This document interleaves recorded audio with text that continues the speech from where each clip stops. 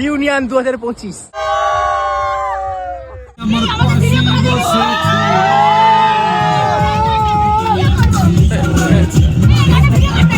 Hello guys, welcome back to my channel Sneha Mondal official চ্যানেলে তোমাদেরকে সকলকেই স্বাগত। আজ চলে এসেছি তোমাদের সঙ্গে একটা নতুন ধরনের ব্লগ শেয়ার করতে। প্রতি বছরের ন্যায় এই বছরও আমাদের রিউনিয়ন আমরা করছি। আর কোথায় করছি তোমরা তো ভিডিওটা পুরোটা দেখলে জানতে পেরেই যাবে। হাই, সবাই মিলে একসঙ্গে হাই বলো। সবাইকে দেখাতে পারবি তুই? কি বলতে হয়? দিস ইজ মাই কান। বল না, মনে করতেই হবে। তুই বলেছিস একটা ভিডিও ছিল না এরকম, গানটা কি ছিল ওটা? ওটা তৈরি কর। কি কোনটা? হ্যাঁ হ্যাঁ মনে আছে, আমার মনে আছে। ওটা হবে পরে, দা ভিডিওটা অন কর। হ্যাঁ তুই হা কর। এই মেয়েটা এসে খাওয়া শুরু করেছে।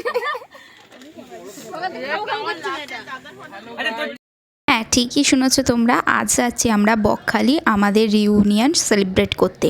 প্রত্যেক বছর আমরা একটা দিন ঠিক করি সকলে মিলে, যেই দিন সবাই আমরা যাই পিকনিক করতে, আর সেটাই আমরা রিউনিয়ন হিসাবে সেলিব্রেট করি। তো এইবার ডিসাইড করা হলো সকলে মিলে যে আমরা যাব একটু দূরের দিকেই, বকখালি। তো সেই ব্যাপারটা কেউ জানতো না, মিস্টেরিয়াস ব্যাপার হচ্ছে এটাই যে কেউই জানতো না আমরা যাচ্ছি বকখালি। জানতো যে আশেপাশে 1 ঘন্টা 2 ঘন্টার মতন রাস্তা গিয়েই ফের বাড়ি চলে আসবো। কিন্তু গিয়ে যে কতটা সুন্দর মজা হয়েছে সেটা বলারই বাইরে।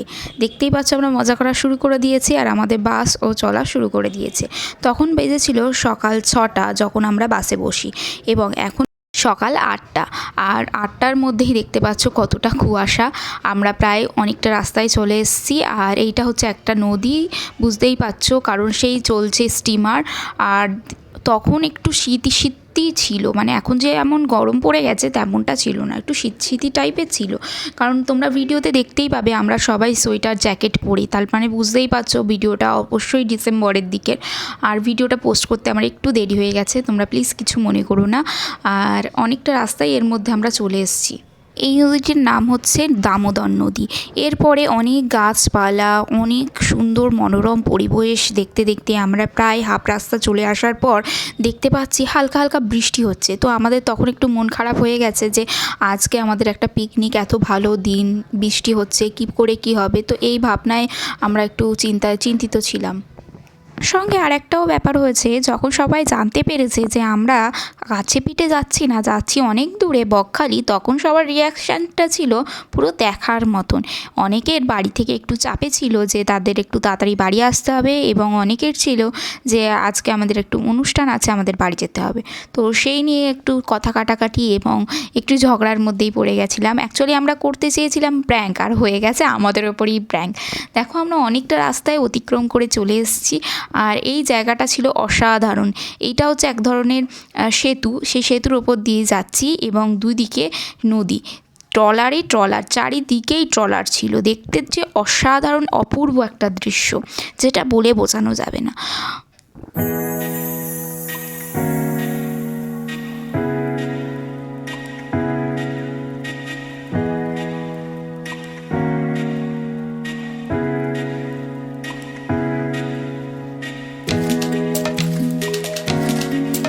অর্ধেকেরও বেশি রাস্তা চলে আসার পর আমরা একটা জায়গায় দাঁড়ালাম, কারণ অনেকেরই একটু আধটু অসুবিধা হচ্ছিল, যে তাদের অনেকের স্কুইজিং হচ্ছিল, বা অনেকের মনে হচ্ছিল যে একটু বের হই, অনেকক্ষণ বসে আছি, তো তার জন্য নেমেছিলাম।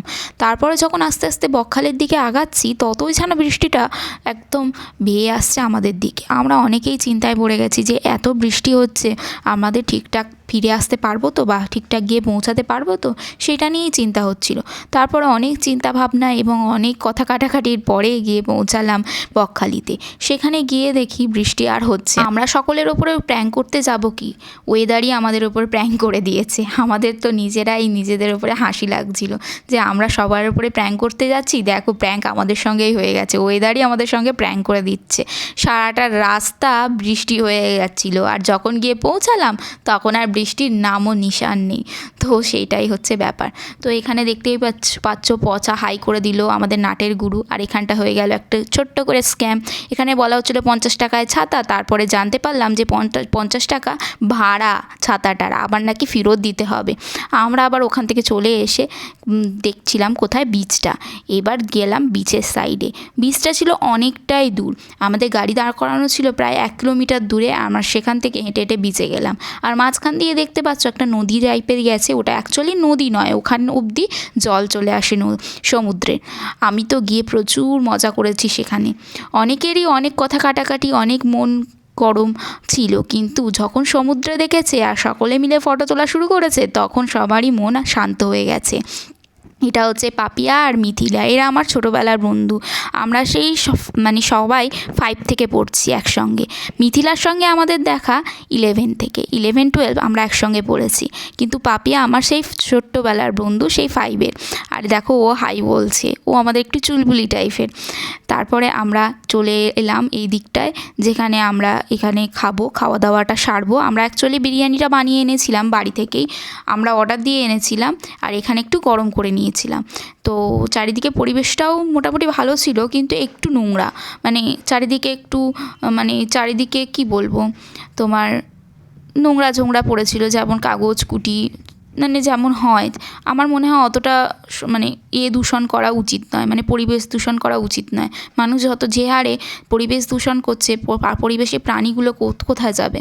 তো আমরা সেই দিক দিয়ে দেখতে গেলে আমরা সেরকম অতটা ওয়েস্টেজ করিনি। আমরা যতটা যা ওয়েস্টেজ করেছি আমরা নিয়ে চলে এসেছি রিসাইকেলিংয়ের জন্য। আর এখানে পচা দেখো করছে বিরিয়ানি গরম। তো বিরিয়ানিটা গরম করবার জন্য আরও টেস্টি হয়ে গেছে। আর এখানে আশপাশ থেকে কাঠ কুড়িয়ে আনছে যাতে বিরিয়ানিটা গরম করতে একটু সুবিধা হয়। অ্যাকচুয়ালি আমরা নিয়ে গেছিলাম অনেকগুলো খবরের কাগজ, যেখানে জাল দিয়ে আমরা একটু গরম করে নিয়েছিলাম বিরিয়ানিটা। তো বিরিয়ানিটা টেস্ট ছিল অসাধারণ। আমাদের শুধু বিরিয়ানি ছিল না, বিরিয়ানির সাথে চিকেন কষাও ছিল। তো তাড়াতাড়ি খাওয়া দাওয়া করবার পর আর একটু ঘোরাঘুরি করবার পর চলে এসেছি আমরা গাড়িতে। আমাদের গাড়িও ছেড়ে দিয়েছে, কারণ অনেকেরই বাড়ি থেকে একটু সমস্যা ছিল, কারণ ওদের বাড়ি থেকে একটু প্রবলেম ছিল, জানতো না যেহেতু যে এত দূরে আসবে, আর চলেও এসছে, কিছু করার নেই। তো তার জন্য আমরা তাড়াতাড়ি বাড়ির জন্য রওনা হয়ে গেছি। তো দেখতে পাচ্ছ প্রায় খুবই মজা শুরু হয়ে গেছে। আমাদের অ্যাকচুয়ালি ঘোরাটা নিয়ে মজা নয়, আমাদের মজাটা করা নিয়েই মজা। বলতে চাচ্ছি যে যতক্ষণ আমরা একসঙ্গে রয়েছি ততক্ষণই আমাদের মজা।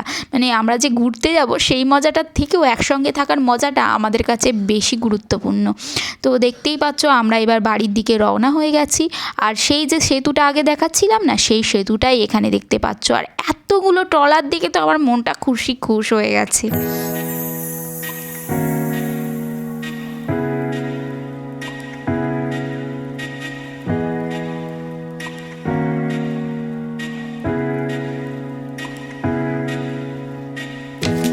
তারপর শুরু হলো আমাদের আসল মজা, পচার নাচ। দেখো পচা বউ সেজেছে, এটা নিয়ে আমরা একটা রিলসও বানিয়েছি, যার লিঙ্ক আমি তোমাদেরকে দিয়ে দেবো। আর সবাই এই টাইমটা প্রচুর মজা করছিল, কারণ সেই 1 2 3 4 গানে সবাই মিলে নাচ করছিল। আর এইবার শুরু হচ্ছে আসল মজাটা, এবার শুরু হচ্ছে পাপিয়ার নাচ। ও হচ্ছে আমাদের পিকনিকের শান। আমি আগের বছরও বলেছি, এই বছরও বলছি। দেখ ভাই ক্যামেরা ঠিক আছে, চম্পাটা খুঁজে পাওয়া যাচ্ছে না, চম্পারে